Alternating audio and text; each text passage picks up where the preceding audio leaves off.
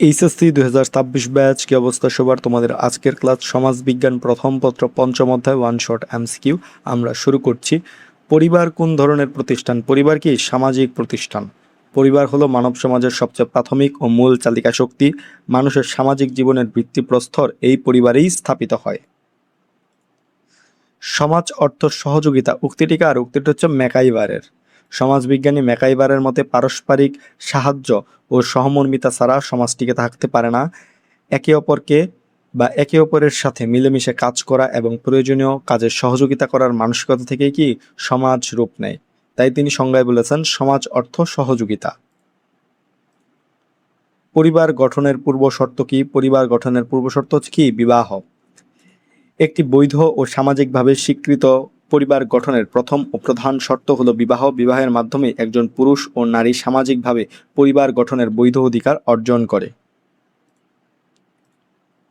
পাত্রপাত্রীর স্বাধীন ইচ্ছার ভিত্তিতে সংগঠিত বিবাহ হলো, সংগঠিত বিবাহ কি? যে পাত্রপাত্রীর স্বাধীন ইচ্ছার ভিত্তিতে, সেটা হচ্ছে কি রোমান্টিক বিবাহ।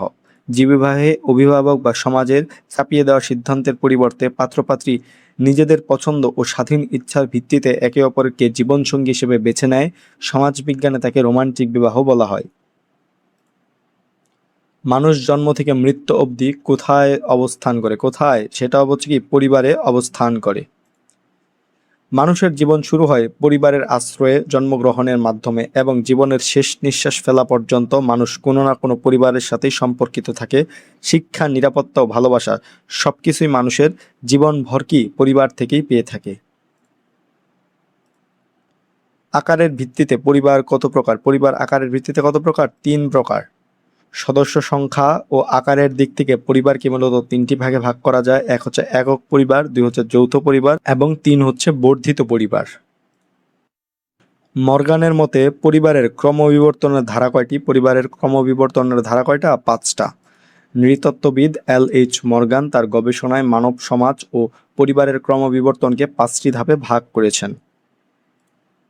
জৈবিক জ্ঞাতির উদাহরণ কোনটি? জৈবিক জ্ঞাতির উদাহরণ হচ্ছে কি চাচা। জৈবিক জ্ঞাতি হলো তারা যাদের সাথে সরাসরি রক্তের সম্পর্ক রয়েছেন। চাচা হলেন পিতার নিজের ভাই, অর্থাৎ কি রক্ত সম্পর্কযুক্ত। যৌথ পরিবার ভেঙে যাওয়ার কারণ? যৌথ পরিবার ভেঙে যাওয়ার কারণটি কি? অর্থনৈতিক। শিল্পায়ন ও নগরায়নের ফলে কৃষিভিত্তিক অর্থনীতি থেকে মানুষ চাকরি ও ব্যবসামুখী হচ্ছে। জীবিকা নির্বাহ ও কাজের সন্ধানে মানুষকে শহরমুখী হতে হচ্ছে। ফলে বড় যৌথ পরিবারগুলো ভেঙে ছোট ছোট একক পরিবারে পরিণত হচ্ছে। প্রথাগত জ্ঞাতির উদাহরণ কোনটি? প্রথাগত জ্ঞাতির উদাহরণ হচ্ছে কি দোস্ত। যে সম্পর্ক রক্ত বা বিবাহের মাধ্যমে তৈরি হয় না, বরং সমাজের প্রথা, বন্ধুত্ব বা লোকরীতির ওপর ভিত্তি করে গড়ে ওঠে, তাকে কি প্রথাগত জ্ঞাতি বলা হয়। দোস্ত বা সখা ডাকার প্রথাটি কালচারাল বা প্রথামূলক।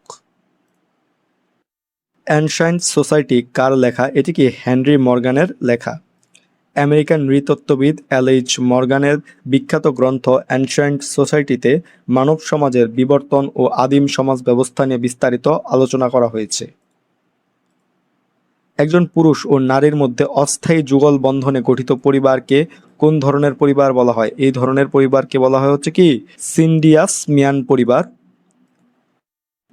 মর্গানের পরিবারের বিবর্তন তত্ত্ব অনুযায়ী সিন্ডিয়াসমিয়ান পরিবার হলো এমন একটি রূপ যেখানে একজন পুরুষ ও নারীর নির্দিষ্ট সময়ের জন্য জোর বা অস্থায়ী বন্ধনে আবদ্ধ হতো এবং যে কোনো পক্ষ সহজে এই বন্ধন ভেঙে দিতে পারত। সন্তান জন্মদান পরিবারের কোন কাজকে নির্দেশ করে? পরিবারের কি জৈবিক কাজকে নির্দেশ করে।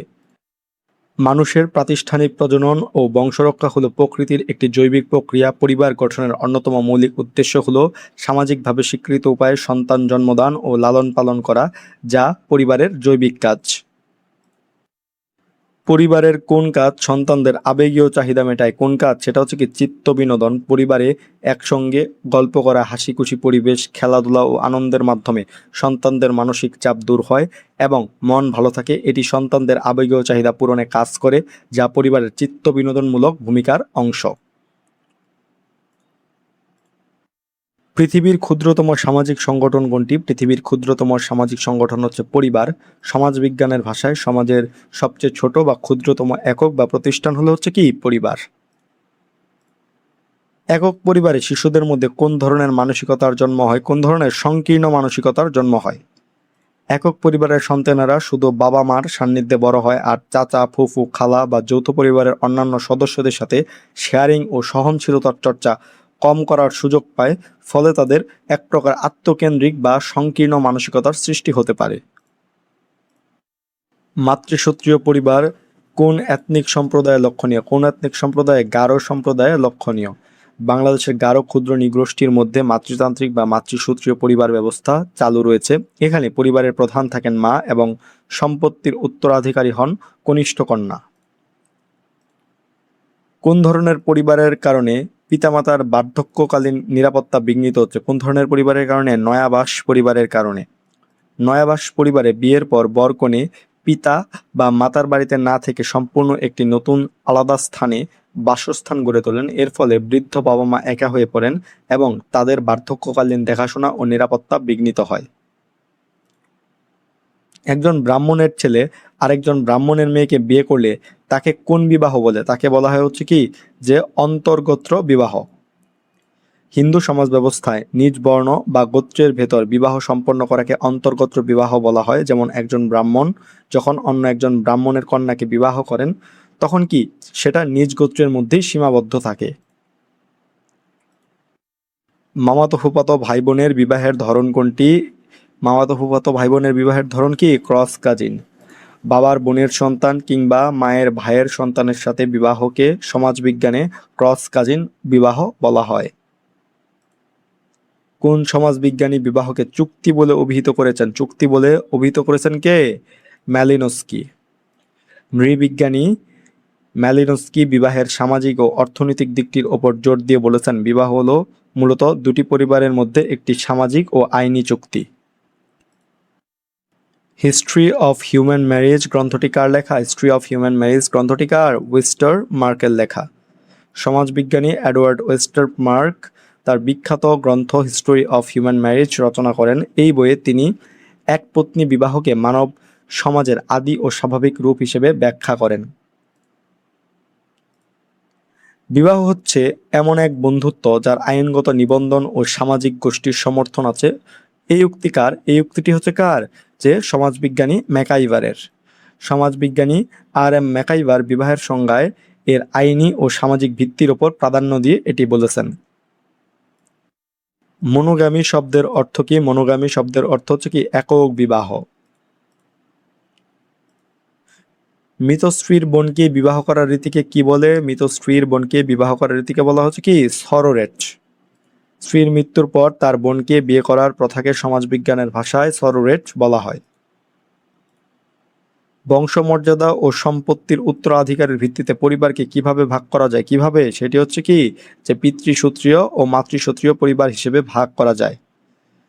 সন্তান পিতার বংশে বা পিতার বংশ পরিচয়ে পরিচিত হবে নাকি তার মাতার বংশ পরিচয়ে পরিচিত হবে এবং সম্পত্তির মালিকানা কার কাছ থেকে পাবে, এই নীতিকে ভিত্তি করে পরিবারকে পিতৃসূত্রীয় ও মাতৃসূত্রীয় এই দুইটি ভাগে ভাগ করা হয়। কোনটির গুরুত্ব বোঝাতে বলা হয় বা বলা হয়ে থাকে পানির চেয়ে রক্তের ঘনত্ব বেশি? সেটা হচ্ছে কি যে জ্ঞাতি সম্পর্ক বোঝাতে এটি ব্যবহার করা হয়। পানির চেয়ে রক্তের ঘনত্ব বেশি এই প্রবাদটি দিয়ে মূলত রক্ত বা বংশসূত্রে যুক্ত জ্ঞাতি সম্পর্কের গভীরতা, টান ও শক্ত ভিত্তির গুরুত্বকে বোঝানো হয়। জ্ঞাতি সদস্যদের প্রত্যেককে আলাদাভাবে ডাকার পদ্ধতিকে কি বলে আখ্যায়িত করা হয়? কি বলে? বর্ণনামূলক বলে আখ্যায়িত করা হয়। কিন শব্দের বাংলা পরিভাষা কি? কিন শব্দের বাংলা পরিভাষা হচ্ছে কি আত্মীয়। ইংরেজি কিন বা কিনশিপ শব্দের বাংলা অর্থ হচ্ছে কি আত্মীয় বা জ্ঞাতি। বৈবাহিক বন্ধনের ভিত্তিতে গড়ে ওঠা জ্ঞাতি সম্পর্ক কোনটি? বৈবাহিক বন্ধনের ভিত্তিতে গড়ে ওঠা জ্ঞাতি সম্পর্ক হচ্ছে কি শ্বশুর শাশুড়ি। বিয়ের মাধ্যমে নতুন যে আত্মীয়তার সম্পর্ক সৃষ্টি হয় যেমন শ্বশুর শাশুড়ি শালা শালি, এগুলো হলো বৈবাহিক জ্ঞাতি সম্পর্ক।